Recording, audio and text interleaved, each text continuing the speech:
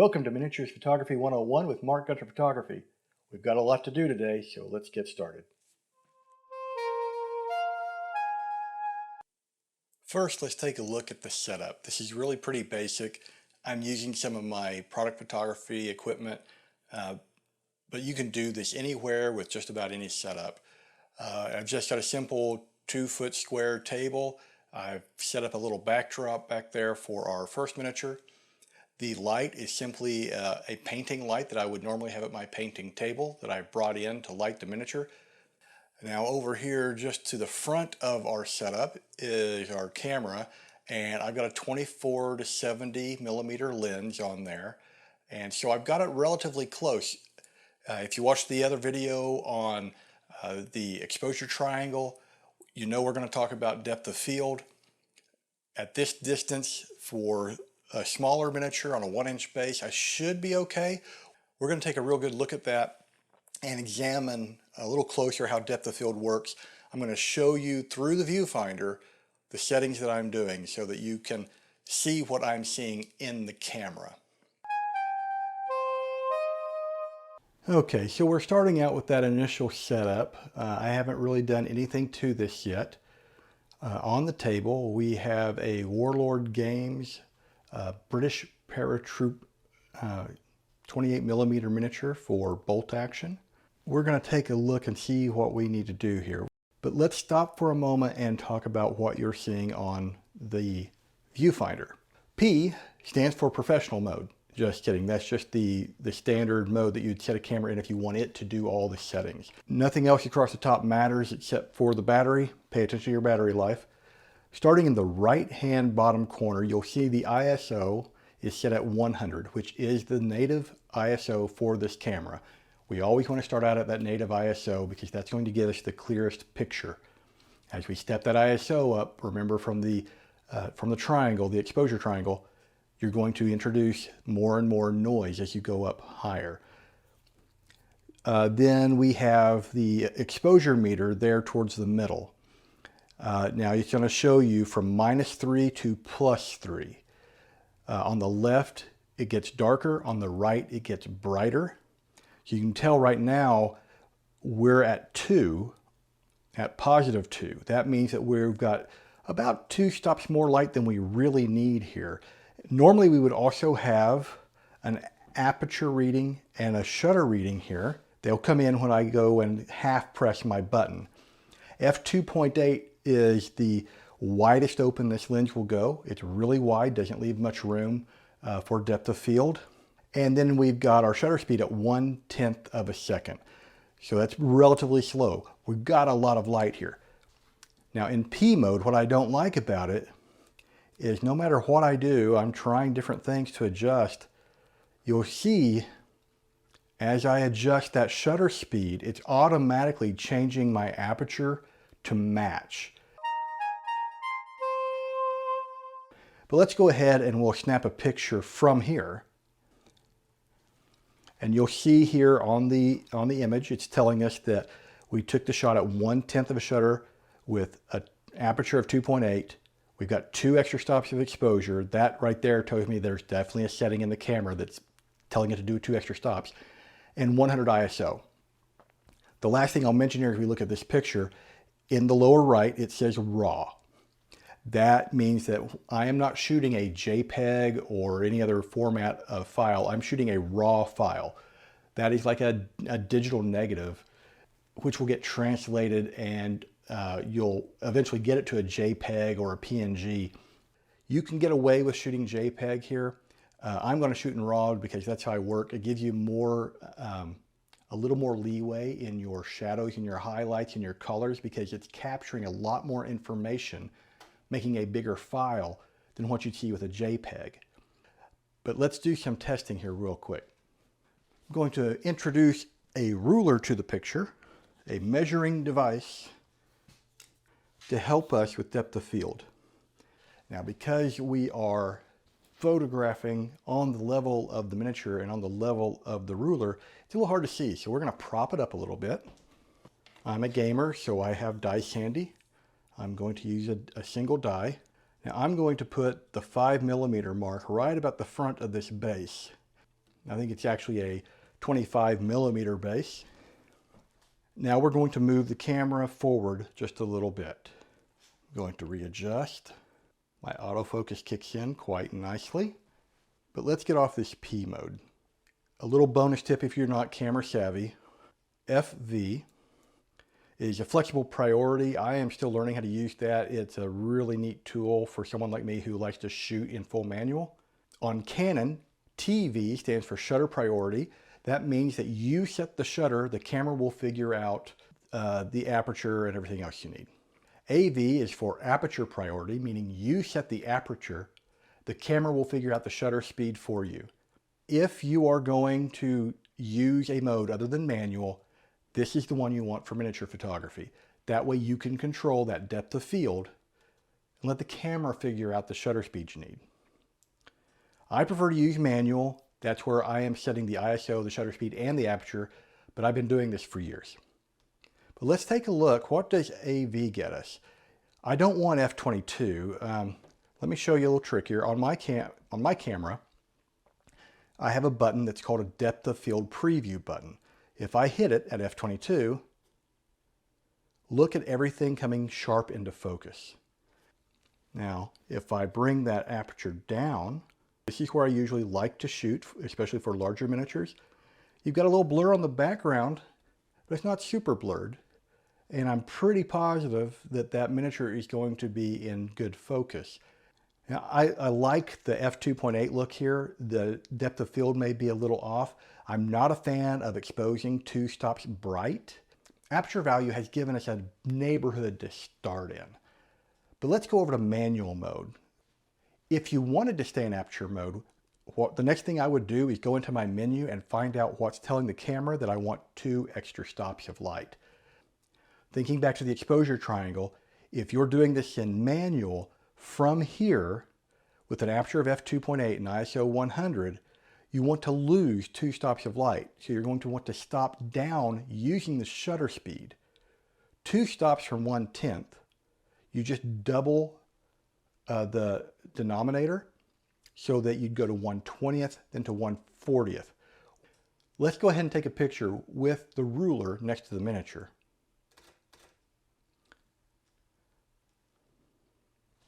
All right, so that's a pretty good picture there. Now, it's hard to tell because you don't have the ruler up quite high enough. The camera's at a weird angle, but you can see on the ruler how the lines go from blurred to in focus to blurred again. That helps you see that depth of field. But for our intents and purposes, what we really want to know here is how sharp is the miniature. Now, when you're looking at it on the camera, it's going to be kind of hard to tell how well focused it is. So now I've zoomed in. We're going to scoot it around a little bit here. You know, he looks like he's in pretty sharp. The very front end of his Enfield rifle is blurred, and the very butt of his rifle appears to be blurred. We're going to make some adjustments here. The first thing we're going to want to do is change our aperture. Let's go to f4. f4 is stopping down 1 stop of light. So since we stopped down from 2.8 to 4, we need to get that stop back. Now if I half press my shutter button, you'll see I'm a stop down. The math works. So I need to add light. I could change the ISO to 200 and get it, but I want to keep that nice clean image. We can just cut our shutter speed in half. Now we're back to perfect exposure. To get that butt of the rifle into focus, we're going to try one more stop, go to f5.6. We have now dropped another stop of light, as you can see by the meter. So we're going to have our shutter speed again to get that stop of light back. Having that shutter speed, the shutter stays open just a little bit longer, gets more light. So here we are at 5.6, 1/10 of a second. And there you have it. Everything looks really sharp. The front of the rifle is in focus. The butt of the rifle is in focus. All the static grass is in focus. And look at this ruler here. You can see that depth of field on the ruler. It's kind of hard because of the angle, but you can clearly see the 10-inch mark on the right-hand side is pretty clear. On the left-hand side, for those of you in the metric world, that is 5 and 6 centimeters. that are nice and sharp, and you can just start to make out the 7, which is 5 millimeters behind the back of the base. But for this miniature then, this is the exposure we want. Everything on him looks nice and sharp. That's pretty good. Now the question here is, what about the shadows? Look underneath the helmet there. He's got a shadow there. Now, is that a shadow I painted, or is that from the light? I can tell you that is not what I painted. So now we're going to adjust the light a little bit. All I'm going to do is I'm going to lower my light without getting it any closer. Now watch as I lower this light. All of a sudden you can see there's actually no shadow painted there, and that I don't do great with eyes. And all I've done is brought my light down a little bit. Now let's check our exposure, because while we moved that light, it did get just a little bit closer. And you can see it on our exposure meter here. I am 1/3 of a full stop too bright. I could leave it here and be pretty happy, but we're going to go ahead and adjust by 1/3. My camera is set up to do third stops. So I go from 1/10 to 1/13, because you add a third to 10, you're going to add 3.3. 1/13 is the closest the camera will get. Let's take another picture. We're going to zoom in. Now he does have a little bit of glare on him from this angle, and that has to do more with the sealer that I use, because this is a gaming piece. But that doesn't look bad, and if we compare it to the previous shot, see the difference? I still got that little bit of glare. Now which one shows the model better? If you want to see the paint job, this one's probably better. This one's not. I kind of like this for a dramatic look, but that's not what we're going for. We want to show the model as it appears. This is a good time to stop and look at something called a histogram. What I've done is pulled up an informational screen on my camera. You'll notice the histogram in the upper right corner, just below the date and time. What this chart is doing is showing you how the light on the image is broken down. It's broken into 5 parts. On the far left, you have your darkest shadows. On the far right, you have your whites, your brightest whites. But the important thing to look at is on the far left, where it is telling you the lowest 20% of the darkness, you want to look and see if that peak is actually touching the edge. We actually have a little bit of space between the left edge and the first signs of color. That's pretty good. You want to try to keep it that way. The same goes on the far right. That last little dot of white in the lower right corner is our last little cry of white in the image. And so we're going to want to stay close to the edge but not go past. This histogram doesn't actually look bad. The image still seems a little bright, and I'll tell you why it looks a little bright. Our background is really lit up, because when I move that light, the glare of the light is now hitting the back panel. So we're going to take this light and I'm going to turn it. Now I've got that light off the background. This is one of several ways to do it. Now the light is literally pointing down at my camera, but we don't have it on the background anymore. Let's change nothing else. We're going to leave it at 1/13 of a second, 5.6 on the aperture. Look at that. We have lost 1 1/3 stops just by changing the light. Let's go ahead and take a picture, see what happens. Take a look at the histogram there. On the far left, on the dark side, we are still not touching the edge. It actually looks a whole lot like it did before. But we've got a much larger peak in those dark shadows because we've removed light from the background. So more of the picture now falls in that dark area. On the far right, the white line is only taking up about half of that 5th section, which means we don't have a lot of areas in the picture that are bright. Now, if I'm taking a portrait and everything in this picture is going to end up in the portrait, that could be problematic. I'm losing some detail there in the brighter parts of the image. But for miniature photography, it's not necessarily a bad thing. So this is where you have to experiment a little bit. Now let's take a closer look at that picture. He does look a little dark. So what's our next step? What if I just turn my light? Now watch the glare on the back. We're still getting a glare. If I dip this a little bit, I lose that glare, but he looks a little better lit. Let's take a look at that exposure now. I'm still at the same place. I am still 1 1/3 stops darker than the exposure meter would like. Let's take a picture. There is the first picture that we took after I adjusted the light. After turning the light, he's better lit. Still too dark. Let's just go up 2/3 of a stop to 1/8 of a second. We'll take another shot. That's still good. Again, we're looking at making sure everything's sharp. We're really now looking at the light. I'm seeing that the light is a little to the model's left side. So we're going to want to shift this. Let me go back and show you here. Let me zip in here. So you're going to see a little shake as I move this, but watch the light on his face as I try. You see that? You can see the shift in the background, but you can also see it on his face. Now he's more evenly lit. And as you can see, my light is almost even with my lens. It's going right across it.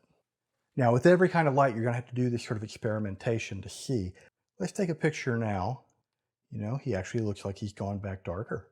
And you know why? Because the light has gone back.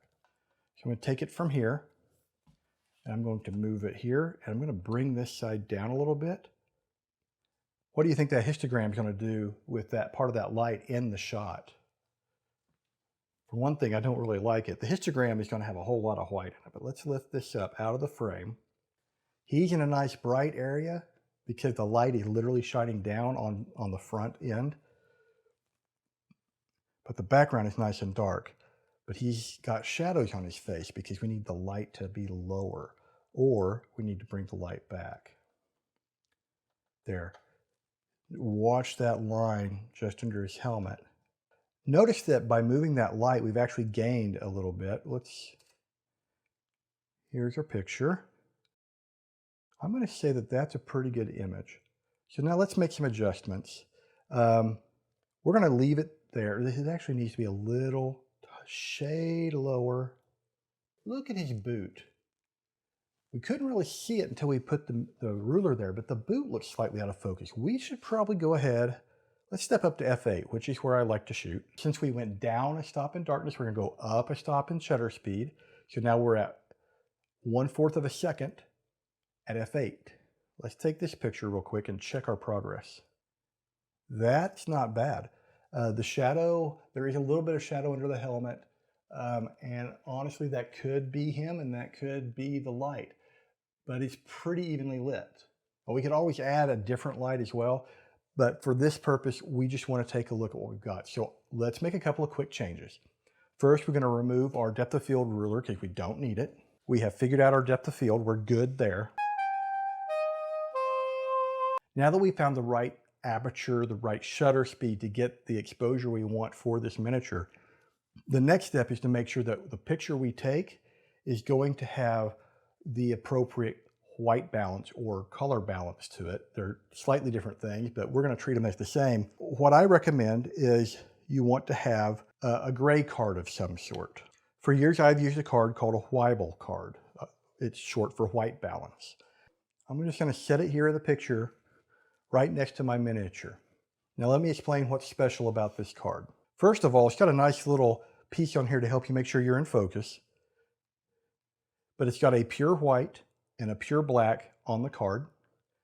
But most of the card is 18% gray. When a camera looks at a scene, it is going to take every value in that scene and average it out. Whatever that average is, it's going to take the middle value and call it 18% gray. And every other color is going to shift with that. What we're doing, we're going to take a picture with the Weibel card. Now with any gray card, you want it in focus, you want it in the frame, you do not want any reflections and no glare coming off of it. We'll take a picture. Let's pull the Weibel card out. And now we're going to take a picture of just the soldier by himself. Okay, everything looks pretty good there. The boot looks to be in focus on that back heel, although it's in the dark a little bit. We've still got time though. We want to do some more miniatures.